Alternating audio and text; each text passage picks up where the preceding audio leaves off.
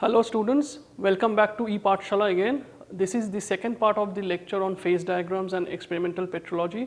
But before we move into the second part, let's quickly revise what we have learned so far on the first part.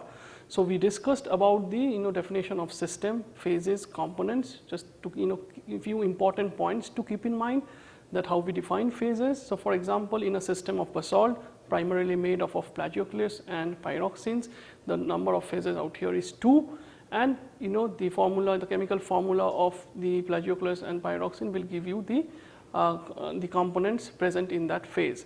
But just remember one thing, that when we talk about component, it is the minimum number of chemical constituents that is required to explain that phase. Say for example, in phosphorite, you have the formula of phosphorite, chemical formula of phosphorite is Mg2SiO4. So the component would be the elements present out here is magnesium, silicon and oxygen, but we don't say that the components number of components here is 3, because just by MgO and SiO2 we can actually explain those phosphorite phase.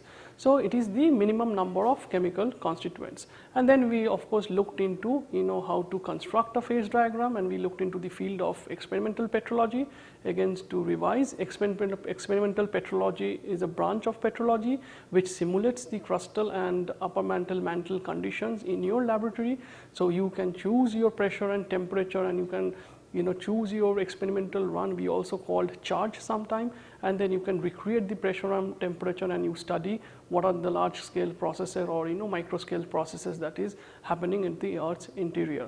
And of course, any phase diagram that you do, ultimately it is the experimental runs which actually puts those boundary across the phases.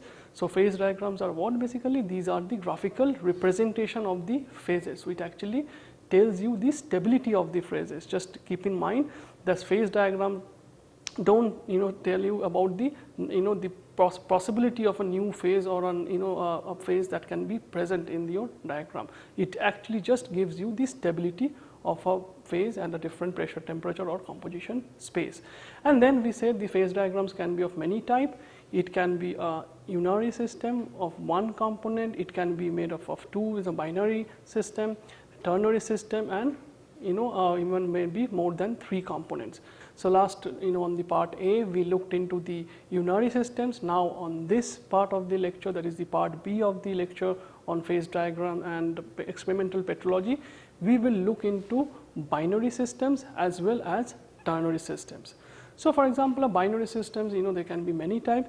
So let's look one by one. So we will study a simple eutectic system followed by a solid solution, say for example albite anorthite, and then we will look into the ternary system. And before ternary system, of course I will show you how to read a ternary plot, because then only you will be able to explain how ternary system works.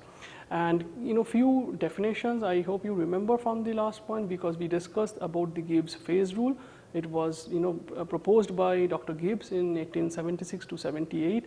The rule actually connects the degree of freedom with the number of component and number of phases and the intensive variables, that can be temperature, pressure, and if you keep one of them as constant, so of course the formula reduces to C minus P plus 1. So anyway, now let's start looking into the a fundamental binary eutectic system, and we proceed. A system with 2 components is termed as a binary systems. A binary system can be of many type, and out here we will only focus on a simple eutectic system and a solid solution. So this is a binary phase diagram where you can see on your x-axis 2 components, that is component A and component B, and on your y-axis what you see is basically a temperature. This is just a schematic diagram. We are not plotting real phases. So that's just to make you understand how the the binary system work, and then we will move into a real system. So what you see here, if I just look, summarize the observation, you see a curved line and a solid line which is parallel to your x-axis, and you see some white color crystals of different shape, and of course you see some black color crystals of different shape. You remember the black color crystals belongs to component A, and the white color crystals belongs to component B. So if you look at this diagram, you can divide this diagram into basically 4 fields. That is your field 1, where you have solid A and solid B. You can see there is no liquid phase, and on this right side you have a field where you have solid B and a liquid field, and on the left side you have a solid A, that is crystal of black color crystals, and you have a liquid AB, and on top of these two lines you have all liquid. So, just note that there are no solid phases. So, this curved line is basically defined as the liquidus, which means anything on top of it will be always in liquid phase. And the other observation is anything beyond this horizontal line, which is parallel to your component B axis, is solid. So, again this is the curved line is your liquidus, because everything on top of it is actually in the liquid phase, and these the line horizontal to this x axis is your solidus, because everything below this line is in your solid phase, and in between the two curved portion you can have a mixture of solid as well as liquid crystals, and where your liquidus and your solidus intersect, that is called the eutectic point, and that is where the first melting actually happens, and the temperature at which it happens, it is called defined as the eutectic temperature. So, now let us look at how this phase diagram work. So, imagine you have a bulk composition of a liquid composition or a bulk composition AB. So, what happens when it gradually cools, because remember when a magma actually comes up towards the earth's surface, it actually slowly it cools down. So, your temperature drops. So, as soon as that liquid AB, again it is AB because it is made up of two components, because we are studying binary systems. So, two components A and B, it is a mixture of that, and when it when it cools, first it slowly cools, nothing happens, and as soon as it intersects the liquidus, this curved line out here, it starts, because it is on the right side, on the close to the component B or on the right side of the eutectic point, it starts crystallizing your B crystals. And just to take a note that out here we are looking at equilibrium crystallization. That means that the liquid and the crystals are always maintaining a equilibrium. And then what happens, of course when it cools down, it intersects the liquidus, and then with further cooling down it moves down the curved line, and of course the more it goes away, the more crystals starts being formed, and eventually at the eutectic point your A crystals starts forming. So, even if I go back, so you have a liquid composition AB, which with as soon as cools down, just imagine a situation that the magma is actually coming up through the conduits towards the earth's surface, and as it intersects the liquidus surface, the first crystals of B are formed, and then as it moves down the liquidus curve, more crystals of B are forming, and crystals of A only comes into picture when you actually reach the eutectic point. So, now if you recall the Gibbs phase rule, this would be a bivariant field, because you remember the Gibbs phase rule, it is F equal to C minus P plus 2. So, out here you have two components, right, that is out here you have one component, that is your liquid, you have two phases, that is A and B. So, 1 minus 2 plus 2, so the degree of freedom would be 2. And what would be the degree of freedom on this line? Again please write down the phase rule, that is F equal to C minus P plus 2. So, here if you look at the apply the Gibbs phase rule, so out here the degree of freedom would be 1, and this is your invariant point. And if you look at the other thing, you really need to remember the liquid path of descent. So, from here to here is basically that is how the liquid moves and your solid moves along this line, and we will look into it. So, this is actually basically a schematic diagram of a simple eutectic system. And of course, out here the condition is everything is under the condition of equilibrium.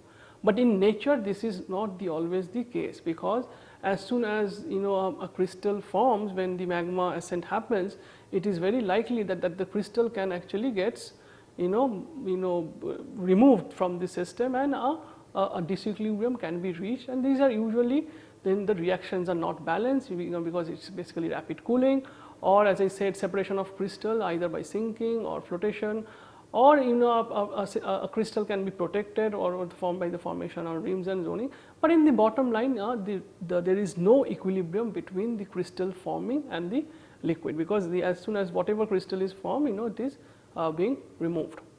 So if I look at a situation like that, same, we start with the same liquid AB composition, but remember now we are looking into the disequilibrium reaction. So as it cools down, it will simply go down because the temperature drops, and the first crystal that will produce, will, that's, you see the small crystal produce, it forms, but now this crystal is removed from the system, and what happens, your bulk composition will also shift, because it is not a closed system anymore, and see the bulk composition has moved to here, and then the bulk composition moves further, and then the bulk composition actually becomes eutectic. So this is how an disequilibrium system works, because you are continuously removing the crystals that are being formed.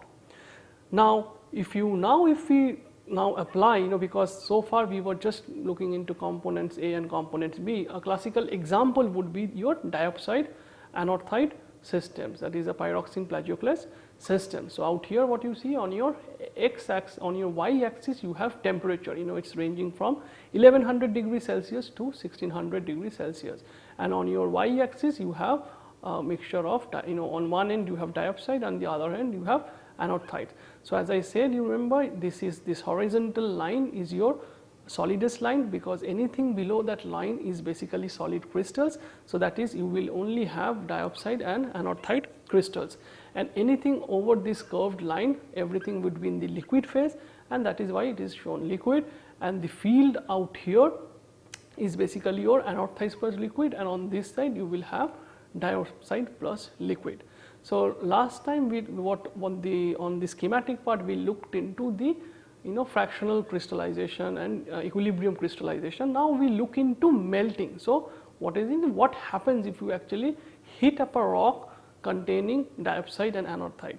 So remember, the first melt that will be produced, say imagine you have a starting composition BC, which is approximately 60% diopside and 40% anorthite. So when you heat this up, remember the first, everything is solid. So the first melt would actually form at a temperature of around 1290 or something, but the first melt would be produced at this eutectic composition. So eutectic is again the intersection of the liquidus and solidus. So that is where your first liquid form, and then out here it's a degree of freedom is 0, but as again you can apply the Gibbs phase rule, look at the component, look at the phases, and if you do that and then you apply the phase rule, and when one of the phase would get exhausted and out here it's the diopside, what will happen, the liquid will start moving away from this eutectic points towards the anorthitic composition. So it will move away, and as long as it hits the line joining the bulk composition BC, and then it will move straight away. So here I will introduce two more terms, that is the liquid path and the solid path. So the solid composition would move like this with this black arrow, and the liquid path will move along this dark arrow. So this is how a equilibrium melting of a mixed crystal of diopside and anorthite will happen. Now this can be, this sort of diagrams can be actually applied a lot when you look into the actual rock exposures on the Earth's surface, because ultimately eventually when you go to the field you basically look at the the exposure that are being produced, but what you need to infer from looking into it is maybe the genesis of the magma, or where it came, how it came, and what are the processes which happened. And one of the major one interesting observation that we see, we never see nephelinite and quartz staying together in a rock. And now this is of course a very interesting observation, but when you do experiments and when you look into the phase diagram, the answer is quite obvious. because what you see, of course, don't worry, these are again different phases of nephelinite and quartz, but you don't have to bother about it. What out here, what you see, you have on your again y axis you have temperature, and on your x axis you have the three different phases, nephelinite, albite and SiO2. So what you see here, the nephelinite and albite, is basically, just tear it down. You are looking at basically two simple eutectic system.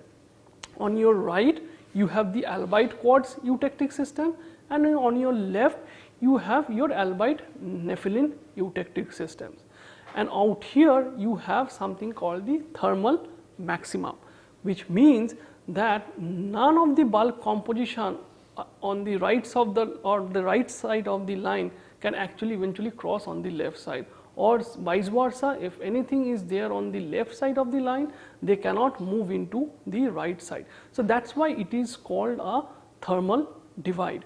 So in nature, when you go to your field, what you will see, maybe nepheline and albite is there, albite and silica is there, but silica and nephelinite are never seem to be existing unless there are some disequilibrium process or something, a mixing or something. So out here now, if you look at the simple fraction, equilibrium crystallization, just take a point on the right side of this thermal divide. Say we take a point out here.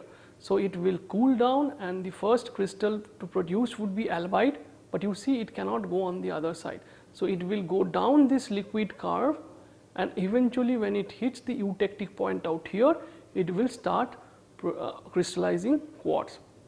So there is no way this liquid will cross over this thermal divide and will produce crystals of nephelinite. Similarly, if you take a composition on this side, it will come down and it start producing albite, but then it will slow down along this curve to produce nepheline. So in nature, that's the reason that you don't see nepheline and SiO2 together, and a simple phase diagram done through several experiments can actually prove. And just remember one thing, an interesting case I think you should work out what happens that if I ask you this question, if your bulk composition is right above this thermal maxima, what will happen? Will it produce nepheline or will it produce SiO2? Well, the answer is it won't produce anything, because your bulk composition is 100% albite. So it will start here and it will end here. It won't go on the right or it won't go on the left. So basically you are looking at a pure phase of albite. Similarly, if you have a pure phase of nephelinite, it will crystallize 100% nepheline, and if you have pure phase of quartz, it will produce 100% pure quartz crystals. So these are the this is of course it is not a very simple eutectic system, but it is a combination of two eutectic system.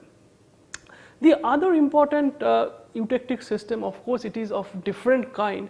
It is basically a solid solution. So solid solution is when one component is almost, you can say, it is dissolved into the other.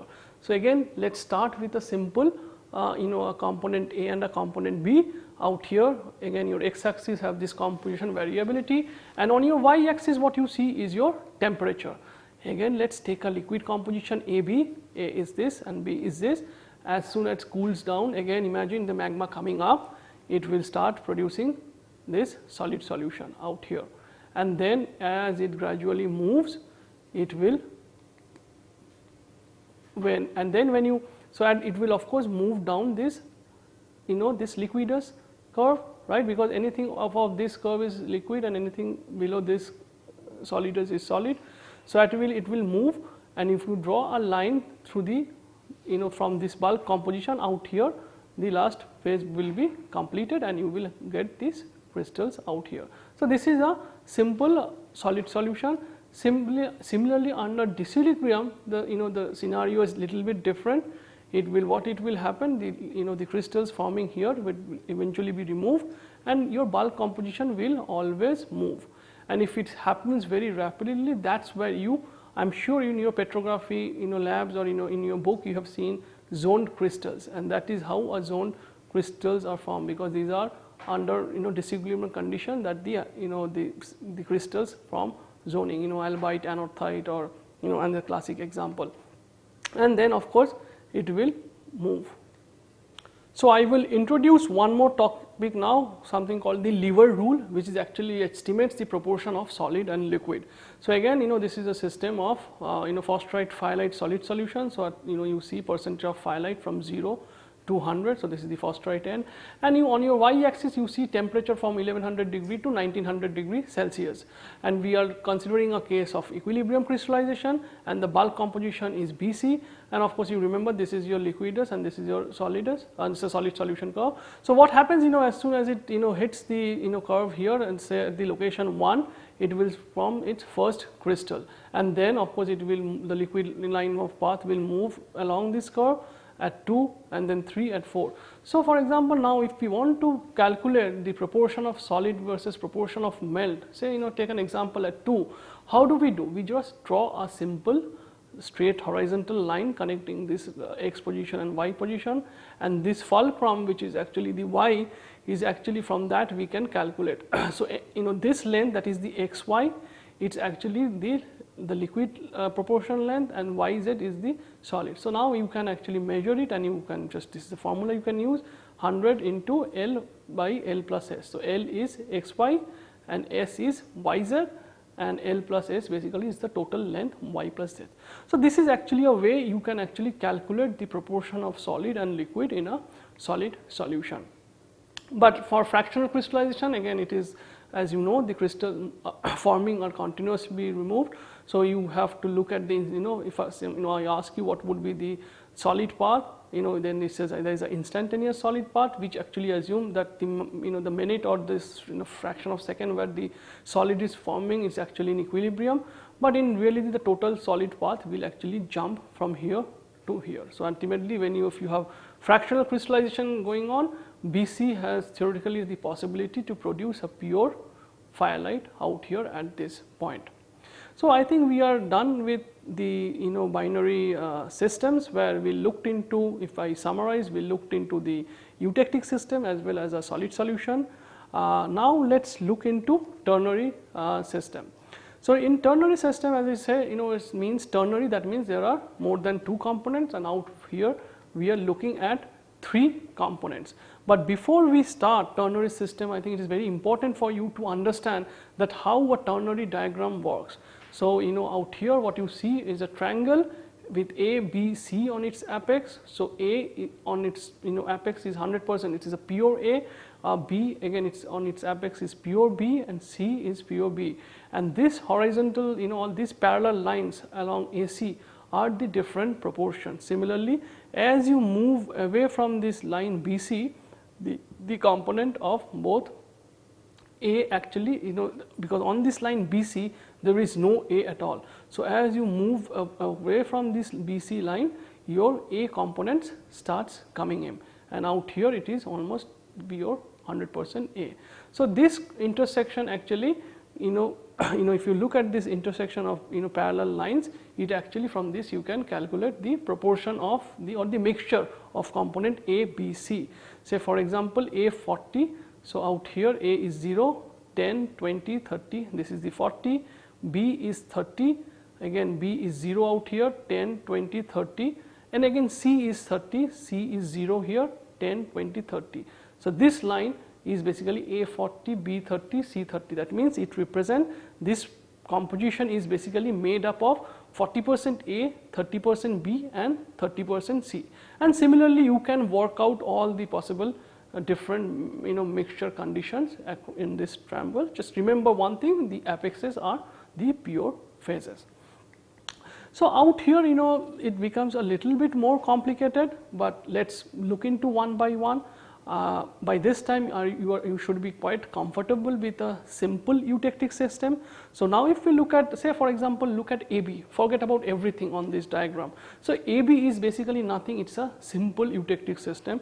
Similarly BC is a simple eutectic system, and AC is a simple eutectic system. So if I look into a 3D perspective diagram of this ternary system, so you remember AB, so AB, as I said, is a simple eutectic system. So it will have a eutectic point because you are looking at the lateral face of that binary diagram, and this is the liquidus, this curved line. Similarly, what is this line? This is the solidus for A and B. Again, this is the liquidus. Similarly, you have C on that end. So, AC will also have a eutectic point. So, that is your out here, that is your E2, and similarly BC, that will also have a eutectic point, that is your E1. So, imagine these are the three eutectic points, E3, E2, E1, and then this, and these are the different surfaces, you know, eutectic surfaces, not the eutectic surface, these are the surfaces, and these lines are the lines of the isotherm. That means it connects the equal temperature line. So, now if we know, if we simplify a little bit more, so let us look at a particular system, a particular side, that is we are looking at the E2, E1, E, E2, E1, E. So, E2 is eutectic point of one side, E1 is the eutectic point of the other side, and this is the C. So, if it moves, it will intersect the E2, E1, that is a univariate line, and finally it will move to the lowest possible point on this one, which is actually your ternary eutectic. So, ternary eutectic, like binary eutectic, how what we define, that is the point where both your A and B phase can be present. So, out here if I look at the both the phases, it would be E3, E1 and E2, but it is only the ternary eutectic, which is your capital E, where all the three phases, that is A, B and C, can be present. So, it looks little complicated, but try to look into it a little bit more, and I am sure it will be really easy.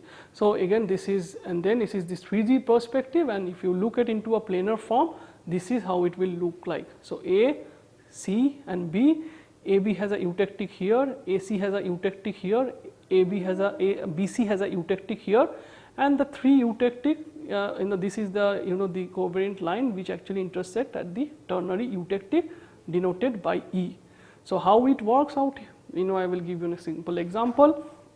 So, for example, if you have let us move to a simple equilibrium crystallization, say out here it is a plagioclase olivine pyroxene, plagioclase pyroxene and olivine field, and you have a bulk composition out here at the A. So, out here you can again use Gibbs free energy, Gibbs phase rule to actually calculate the degree of freedom.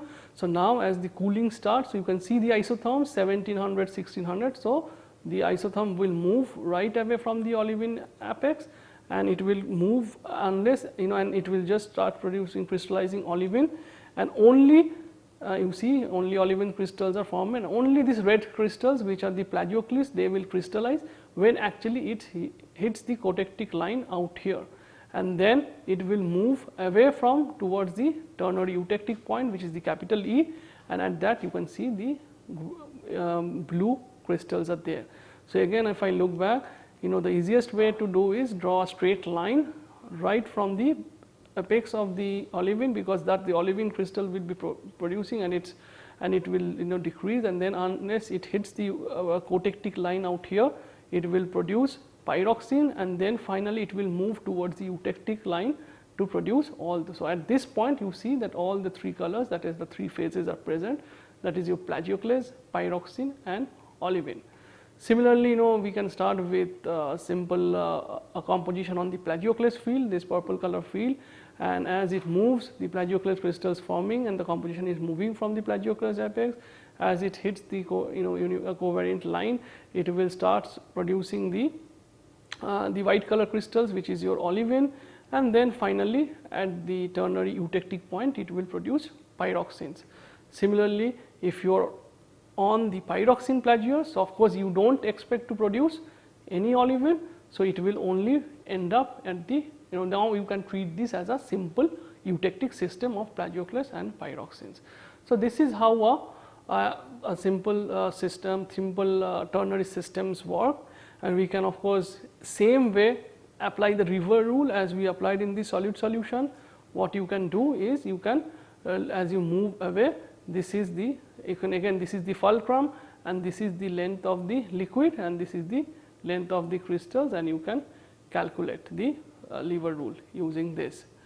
So, again now if, and one more thing, you say for example the liquid path and the solid path, what we discussed. Again imagine this is a ternary eutectic system with A, B, C on its axis, and you have a melt composition M out here. As soon as the melt it starts to cool down. Of course, it will move from 600, 1500 towards it will cool down, and this would be the liquid path would be it will move from M1, 2, 3 to the eutectic, while your solid path will move from B 2 dash 3, 3 dash 4 dash to M. So, that is how a liquid line and a solid path will move in a ternary eutectic. Things of course become much more complicated when we are looking at fractional crystallization, because there would be a big solid hub, because you remember every time your crystal is forming, they are actually being removed from the systems. So, you have a composition X, of course, the liquid path will be same way, it will be X, 1 and E, and your final bulk composition would be E, and the liquid there would be a big solid hub. From here you can draw a tangent along this curve and you get the instantaneous composition, but your final solid composition would be at the bulk composition, that is your ternary eutectic point. So, let me summarize that whatever we have learned so far, we started with the review of the first module on the phase diagram and experimental petrology, but out here on the second part we revised the binary system and the ternary systems. So, in binary system we looked into a simple eutectic system, we defined eutectic temperature, eutectic point, and we looked into the solidus curve, we looked into the liquidus curve, and then we also looked into lever rule, how to estimate the different proportion of solids and liquids, and then finally we looked into simple ternary system. We looked into how to read a simple ternary diagram, how to put the different mixtures onto the ternary field, and then we looked into the Plagioclase diopside anorthite system. And in all the cases we actually looked in two types of situation. One is your equilibrium melting, and as well as the fractional melting, as well as equilibrium crystallization and fractional crystallization. Thanks.